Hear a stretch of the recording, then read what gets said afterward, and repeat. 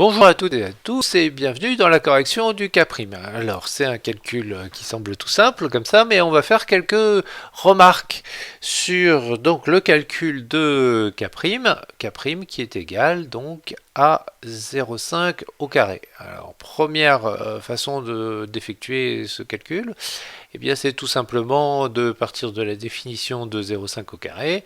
Eh bien 0,5 au carré c'est 0,5 multiplié par 0,5. Alors comment trouver le résultat sans calculatrice de 0,5 multiplié par 0,5? Eh bien la première méthode c'est de poser le calcul.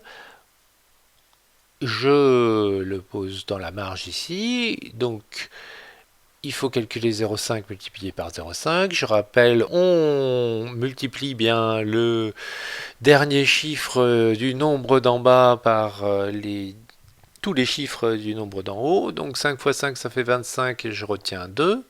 5 fois 0 ça fait 0 et 2 ça fait 2.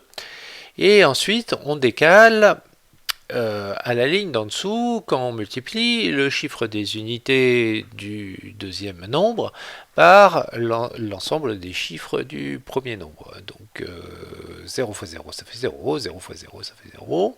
Et puis ensuite on effectue la somme.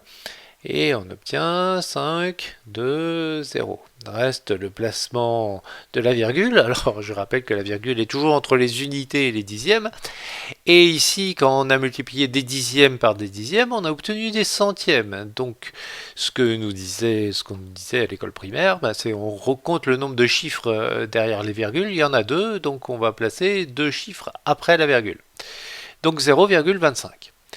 Alors, première remarque, eh bien, c'est que quand j'élève un nombre au carré, je le multiplie par lui-même, eh bien, j'obtiens pas toujours un nombre plus grand que le nombre de départ, puisque 0,25, c'est bien plus petit que 0,5, c'est strictement inférieur à 0,5. Alors, on a tendance à penser que quand on élève un nombre au carré, on obtient toujours un nombre plus grand que le nombre de départ. Alors c'est pas toujours le cas. Si pour les nombres positifs, on a un nombre qui est compris entre 0 et 1, en fait le carré de A au carré, eh bien sera plus petit ou égal à. Et puis, si on a un nombre qui est supérieur ou égal à A, eh bien cette fois-ci, à 1, pardon, et bien cette fois-ci, A au carré sera supérieur à A.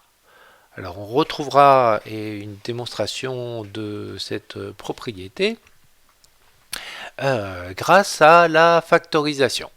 Voilà pour cette première remarque.